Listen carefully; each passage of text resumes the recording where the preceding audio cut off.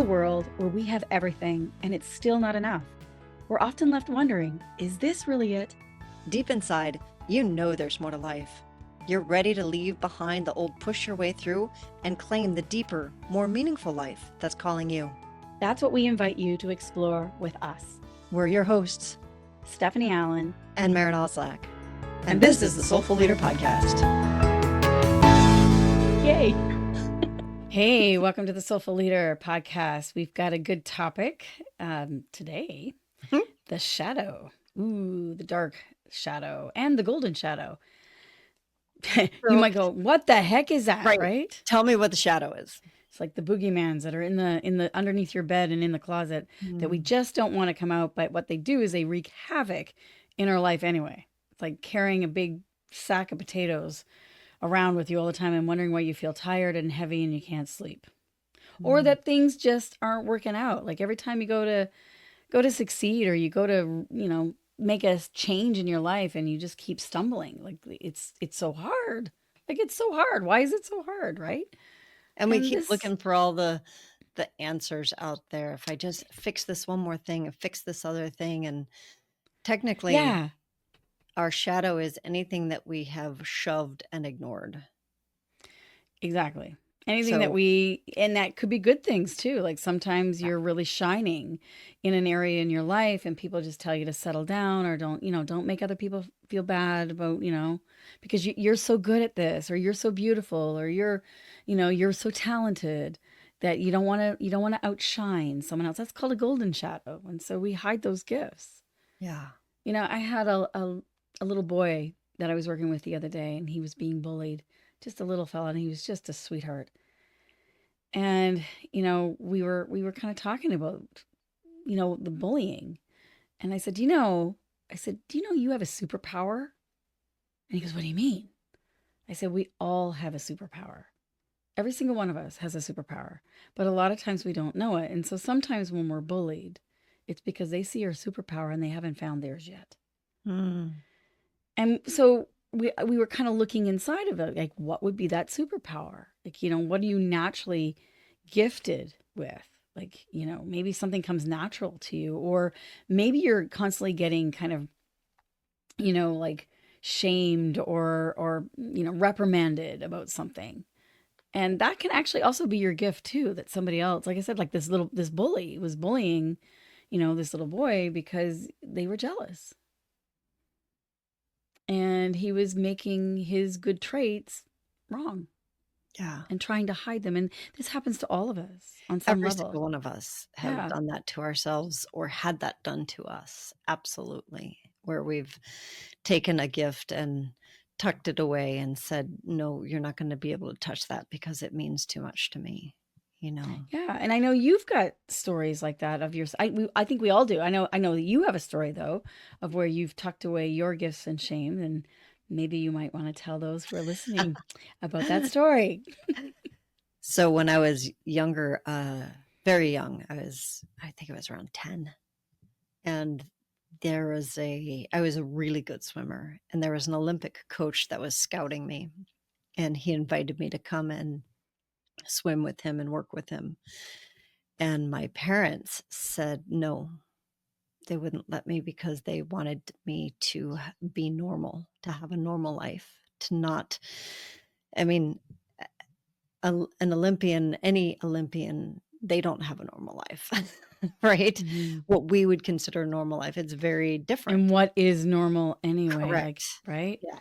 And so that, and then when I was going into middle school, I was invited to a school for gifted kids. And again, my parents said no. And same reason. We just want you to have a normal life. That's going to be a lot of extra work and this and that. And so I tucked the gift of extraordinary away. And I know some people would have gone into rebellion about that. So when we tuck something away, we either rebel against it or we resign to it. So tell more about like that. Yeah. When we rebel against it, we act out. we act out. Hmm. And oftentimes the people who rebel against it say, F you, I'm going to do it anyway. And they go for so for me in that, I do want to say that it doesn't have to be an either or. Yeah, a Oftentimes lot of times it is a both and, isn't it's a it? You combination of the two of them. yeah. Sometimes we're in rebellion against it. We want to fight the world. And sometimes we're Hmm. just like, oh my God, I can't do it. Oh, it's too much, right? Hmm. For me in this particular instance, there has been a lot of fighting it. And it became a glass ceiling for me. And every time I would hit a level of excellence, I would bump my head up against that ceiling and be like, nope, can't. It wasn't conscious, right? It's subconscious of you can't do that. You were told you can't show your excellence. You need to back off. You need to back down. You need to be normal and not make other people feel uncomfortable, like you said. Hmm.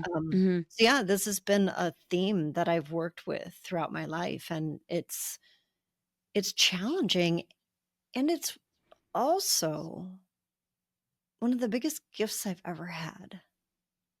Well, I want to hear about that gift because but I just want to unpack what you just said too, because you know, I, you have this incredible opportunity, and your parents say, "Hey, we just want you to be normal. We just want you to be a normal kid, have a normal life." Like ultimately, they were trying to protect you from whatever their fear was.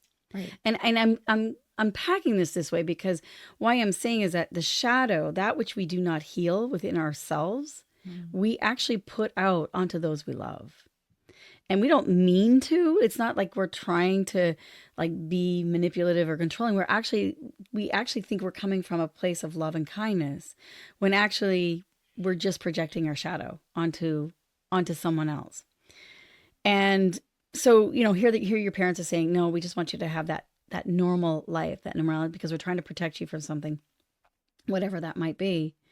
And what's interesting is that when we learn those from, especially from our parents or people that we really deeply respect, we internalize it and then they go away. They might only have ever done it once in our Yeah. lifetime. Really. They might have only ever done it once. Right.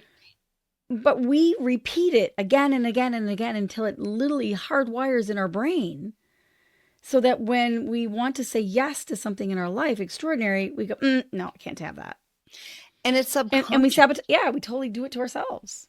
Right. It's not it's only subconscious until you start looking at it. And then it becomes conscious and then you're back in choice. So Hmm. the other thing about it is that it runs your life without you realizing it's running your life, Oh, exactly.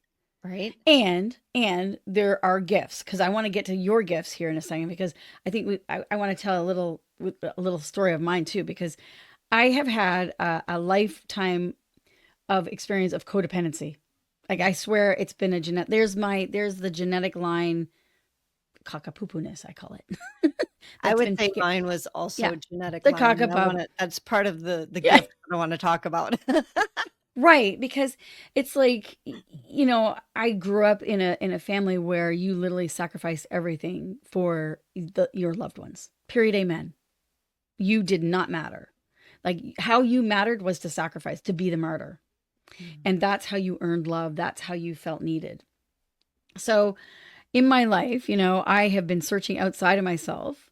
And I remember the time, I went through a real rough breakup and I ended up out west and this flyer came to my door. And so I'm thousands of miles away from home. I basically ran away. Talk about rebellion. That was my rebellion. I ran away. I ran away and a flyer showed up at the door and said, "Oh, be a massage therapist." I'm like, "My God, I should take this class because maybe I could rub someone the right way and they'd actually stay with me. Like I could give more and give more and give more." And what's interesting is that was like 30 plus years ago. It has been the greatest gift of me of finding that flyer. And yes, I'm still single. So it's like hilarious. I lost the guy, but I gained a life vocation. I love it. So some of the people listening might not realize that that's what you've done for the last 30 I years. have done that for the last 30 years. Now, what's funny is that, about 15 years ago, I guess 15 years ago, yeah, um, I fell in love again. And this time, this man was an acupuncturist, but he wasn't quite finished his diploma and his degree and things like that. So he suggested, "Hey, let's go to China." I'm gonna go and learn acupuncture so I can immigrate to Canada and fully set up practice. So I went to China with him. I'm like, oh, if I'm going to go to China, I might as well take a class. I had no intention of ever becoming an acupuncturist. Well, we went to China, came back, totally broke up. It didn't work out. And my clients were like, are you going to do acupuncture on us? I'm like, no, I'm not going to do acupuncture on you. I was just taking it for fun. I was just taking it because I was going with him. And they're like, but Steph, you did take acupuncture, right? I'm like, I did. And it's also that divine. So here's that divine gift. It's like the very things, massage and acupuncture, which I have now done for decades. It's actually been the most nourishing, wonderful thing that I've ever done. And I feel like not only has it taken care of me, but it's taken care of those that I take care of too. So it's a win-win. But it was essentially out of rebellion or out of resignation in that way, in So the way of a codependency in the initial. in the initial, I want In to the point initial, something not out. now, but yeah. Right. So I want to point out, like, because we're talking about how do we work with the shadow and what are the benefits, right? Why Right. bother? If you had not been doing shadow work over those 30 years Right. as well, That's right. you might have kept chasing those guys Yep. instead of waking up and realizing they were a path to a gift Yeah. and embracing that gift of, I absolutely love this, when initially it was kind of disgusting for you.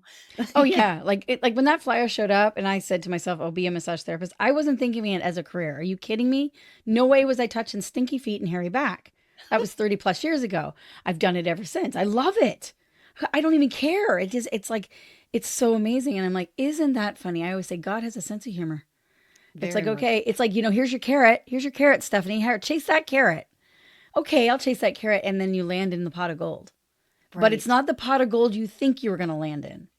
And if you're not doing the inner work, Yes, you keep chasing the carrot and you miss the pot of gold completely. exactly. Exactly. Yes. So you have a gift as well. And both you and I have been doing shadow work for many, many years. And so what did you get from that whole experience of reaching, that just almost to the state of excellence and then sabotaging it? What was the gift what did you learn by doing all the shadow work? I know I'm calling you out on it. I know. It's very different. First of all, I'm still in process of this. And one of the things that I started to realize is how much shadow is passed on. Hmm. So if our parents didn't do their shadow work, which how many of us have parents who are that aware, right? Right. That means that they passed their shadow onto us. And so that was one of the things that I have looked at a lot we talked about the genetic line thing, is the martyr and the poor me. Oh, poor me. I'm not good enough. And that's directly related to, we just want you to be normal. Don't make waves. Hide your light under a barrel. That's what my grandmother told my mother, to Mm. hide her light under a barrel, because if she was shining too bright, she wouldn't find a husband. Yeah, there's a lot of Right? shame, isn't there? There's a lot of shame on So who much we think shame. who others think we should be. And that is shadow, is what we're saying. Is That like, is. what would it be like to be able to transcend and not be so like those things are going to happen anyway, but to not be so affected by it, to have more of some space to really look at that. Doesn't mean that you're not going to be reacted to it or that it doesn't hurt or any of those things or that you don't have a broken heart. But you go through things differently with shadow work. There's a soft place to also like land and observe something and find that gift. So I think for me, one of the gifts is I was a very angry teenager, young adult, and there are still undercurrents of anger that I work with. It just is different. And the reason that it's different is because I realize, kind of what you were saying at the beginning, is that my mom did her best. Her mom did her best. They didn't know any better. So we it was very easy for me to be angry and blame. Hmm. They did this to me. And when I stopped blaming and being angry, I Mm. started to see the beauty in how things divinely unfold, and that it was absolutely perfect for that rug to be pulled out from underneath me when I was younger so that I could do the things that I'm doing now and have an understanding. I wanted to It's so important for us to come from an understanding if we're going to be in service to Mhm. somebody. Mhm. It's really hard to be in service to a person that you don't have any kind of relationship with or understanding or background. And so the people with whom I work, I really have an alignment with them. And I can understand them, I can guide, and it's made all the difference. I think that we think that our lives are just supposed to be perfect, and Mm. they are perfect in that they're whole. It just is that we are meant to have challenges because that's how we grow. Yeah. It's like that old saying, like that which doesn't kill you makes you stronger. Yeah. But without shadow work, then what doesn't kill you makes you stronger comes from a place of rebellion or resignation. And it makes you Instead of harder instead of right. Instead yeah, of coming to a whole new place of having a more space in your heart to understand and to also navigate and not react, to yeah, actually learn to respond and respond with your heart open.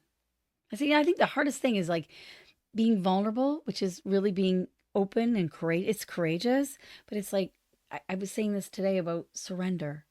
We mm, tend to think of surrendering as giving up and giving in, but the act of surrender is such a high act of being vulnerable and courageous and trusting the unknown. mm, And if we haven't gone through things and landed on our feet again, like it's like a work through our shadow work to know that, hey, we're purifying something. And not only for ourselves, perhaps for our genetic line, perhaps for neighbors down the street, who knows, perhaps somewhere in the world that we're actually purifying it, meaning we're cleaning it out. We're like the spiritual house cleaners, we're spring cleaning inside our hearts and our minds and our souls to say, yeah. what if there was another way that I didn't have to fight? Like, fighting. It doesn't mean that you don't hold an intention, meaning you don't stay present to it, but that you don't have to exert so much striving energy and fight against something. You're standing for something. And that's for yourself, for the truth of who you are and why you're here. It's when we were saying about the fact that, we pass it on. If we don't digest it, we pass it on. If we Hmm. don't work with it, we pass it on. I just somebody shared a quote with me from a Native American elder. I'm going to look for it real quickly while we're talking because it was, it's so powerful when we can clear our stuff. And it's Hmm. from Grace Spotted Eagle. If we just cleaned up our own thoughts, we'd clean up the majority of the planet. Yeah, isn't that powerful? If we just cleaned up our own thoughts, we'd clean up the majority of the planet, meaning the pollution, both internal Hmm. and external, all the hate and the anger. Because what we don't realize is that, yes, it's on a personal level. We're experiencing it ourselves. Hmm. And we're also, when we shove something, the energy has to go somewhere. And so it goes out into the world. Yeah. So Or it when pollutes inwardly into ourselves and we implode. right. So we Hmm. either create actually it's not even an either or. We both create illness in ourselves and out in the world. Yeah. So we add to when I'm experiencing anger and I'm not addressing my anger and working with it, then I'm adding to the anger that's in the world. And Hmm. we know there's a lot of that right now. Yeah. So I Stinking can thinking. Stinking thinking, we call it. It's like, if you've, who doesn't have stinking thinking? we all do. We all do. So it's like, I guess my question to you all listening is, what do you do with that stinking thinking? Like, are you Mm. someone that just pushes it aside and ignores it or distracts yourself by doing something else to avoid exploring, or do you beat yourself up with it? Do you go into it and try to wrestle it to the ground and pin it, and or can you give it some space and go, oh, that's really interesting. I'm actually giving you practice here right now. That's really interesting. I wonder what it is needing. Where is this coming from, or what is this needing, as an observer, rather than letting it attack you or you attack it. So if somebody is kind of going, well, what does that mean? I don't understand, because I tackle it, or I run to Netflix, or I run to the refrigerator and Yeah. I eat it. Yeah, Right? like How many of us? people used to say, "Oh, talk to the hand, talk to the hand." That's what I say to it. And I'm like, "Yeah, but when you do that, it just puts on another face, and or puts on another way of coming around and speaking to you or being with you, or you project it out and you get, you leave a husband and then you Mhm. get another husband who's not the same, doesn't looks the same, different name, but mother of God, you're still irritated the same way or does the same things, and you're like, what, like, what WTF? Right. And it's like, this is what I mean. Like, when you don't look at it, we keep putting it out there and we keep attracting it until we do. And so, not to look at it from a place of shame and blame, like you were talking earlier, but from a place of curiosity and wonder. Can I be curious of, like, okay, what might this be teaching me? I often say this when something is irritating me. Like, so we can use, my massage stuff. I'm like, oh, I'm curious. I really wanted to have a boyfriend. And so I ended up as a massage therapist. That's funny. That's funny. And I look at it and I'm saying, well, what was I really searching for? Did I want to feel like I mattered? Did I want to feel like I belonged? Did I want to feel like I was making a difference, that my life had purpose? Mm. Absolutely. And I was told that in order to have those things, you had to be married and have children. Mm. And so the more I chased the outer, I always find, spirit is good. God is good. They'll give you other gifts and other ways. Like I said, all roads lead home. They all lead home. So you might take a different path. It doesn't really matter. It's going to lead home too. But it's like how you walk that path, how you move on to it. Is it anger and frustration, or is it, oh, why bother? I give up. Yeah. And so to be able to then reflect and renew yourself from that place, to me, that is such the glorious of shadow work. Let's use another example. Someone irritates you, you're driving and they cut you off. That's a simple Mhm. one. Who doesn't do that, right? And the Right. first thing you want to do is what? Depends on the person, but most people, at least for me, me who has the anger issues, right? Rah! Right. Yeah. A few fingers come flying up, maybe the horn or yell, and then you're just pissed off for the next 20 minutes. I Yeah. mean, they're long gone, but it's like that to me, that's shot. So there's so much energy. So there's your rebellion, and that as you're stewing in this, as you're driving, you're probably not even knowing that you're actually cutting other people off. Yeah. Or maybe you're cutting yourself off. So this is how I would look at it. It's like I actually had this happen. So in other times I'm like, okay, wow, I got really angry right there. What was it that tipped me over?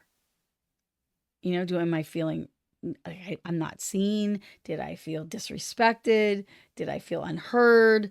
Did I, like, all these different things? And I could go, yeah, yeah, yeah, those are true. And then I would stop and say, okay, where am I, myself, me, myself, and I, where am I doing that to myself? Where am Mm. I cutting myself off? Yeah. Where am I not listening or seeing myself? And to me, there's a pot of gold in that. That's where your treasure lies. Is being able, not from shame, not from blame, shame, all that stuff, but from curiosity and wonder, going, yeah, I wonder where I'm doing that. Or, is it calling from me, even another thing of another place of saying, maybe that anger and that frustration is calling me up to embody another way of being in relationship with my world. How do I want to be in this world? And I have to say, and this is goes back to what I said earlier, is I'm still in process of this, is it's not a one and done. Oh It God, just no. Be it nice, but is no. it gets more and more subtle and refined, and Hmm.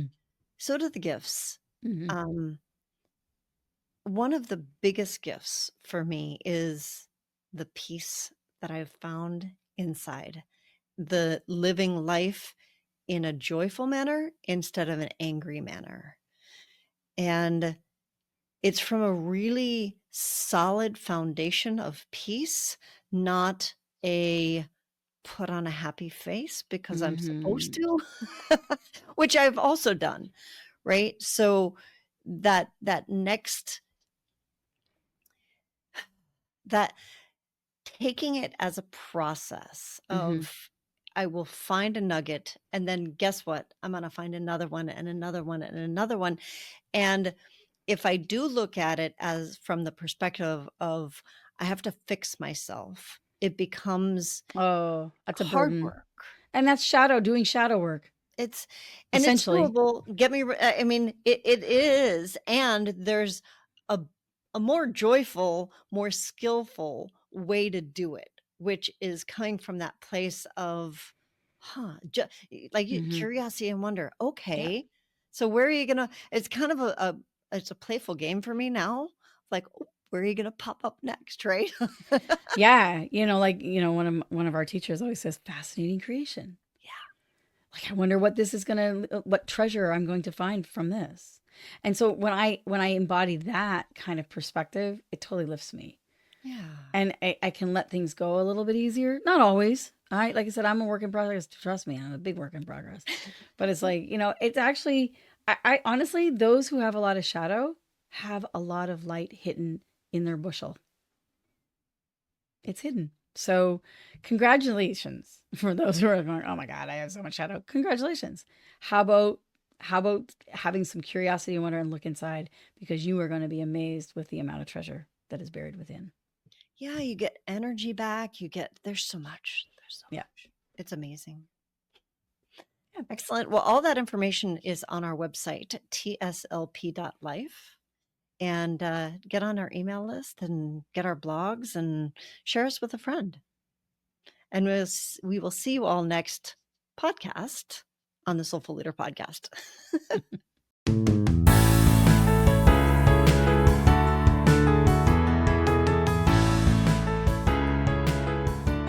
And that wraps up another episode of the Soulful Leader podcast with your host, Stephanie Allen. And Maren Oslack. Thank you for listening. If you'd like to dive deeper, head over to our website at thesoulfulleaderpodcast.com. Until next time.